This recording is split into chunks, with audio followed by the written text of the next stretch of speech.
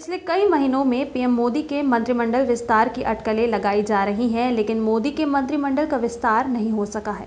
कभी दिल्ली चुनाव तो कभी कोरोना महामारी की वजह से विस्तार को टालना पड़ा है, लेकिन अब एक बार फिर कयासों का दौर तेज हो गया है और कहा जा रहा है कि इस बार सरकार बिहार चुनाव का इंतजार कर रही है। नरेंद्र मोदी को प्रधानमंत्री बने करीब 1.5 साल का वक्त हो चुका है, लेकिन अब तक उनकी नई टीम नहीं बन पाई है। बढ़ने की जगह मंत्रिमंडल की संख्या कम ही हुई है, जिसमें ज्यादातर सहयोगी बाहर हुए हैं और अब पासवान के जाने के बाद एक और पद खाली हो गया है, जिसके बाद से जल्द मंत्रिमंडल के विस्तार की अटकलें लगना शुरू हो गई हैं।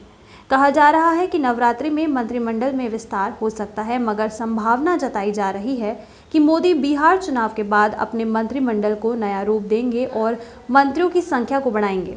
ये बदलाव लगातार घटती मंत्रियों की संख्या के बाद किया जा रहा है। दरअसल पीएम मोदी ने अपनी दूसरी पारी में एक छोटी टीम 97 मंत्रियों के साथ शुरुआत की थी। तब चर्चा थी कि जेडीयू जैसे दलों को जगह न मिलने की वजह से पीएम अब अपनी टीम का विस्तार करेंगे।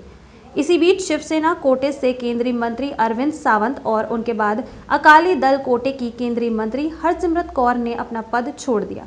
इसी दौरान रेल राज्य मंत्री सुरेश अंगड़ी ने भी दुनिया को अलविदा कह दिया।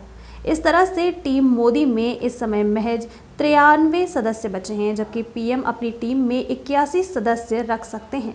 अब मोदी इस टीम में अन्य दलों को जगह देते हैं या फिर बीजेपी नेताओं को ही तवज्जो देते हैं, इस पर सस्पेंस बरकरार है, क्योंकि इस वक्त मोदी के मंत्रिमंडल में सहयोगियों का प्रतिनिधित्व खत्म हो गया है। वर्तमान में सहयोगी दल के रामदास अठावले ही बतौर राज्य मंत्री मोदी टीम में शामिल हैं। इसलिए कहा जा रहा है कि पीएम मोदी बिहार चुनाव के बाद सहयोगियों को शामिल करने पर फैसला ले सकते हैं। राजनीतिक गलियारों में चर्चा है कि बिहार चुनाव में जेडीयू के प्रदर्शन के मुताबिक ही उसे पद दिया जाएगा।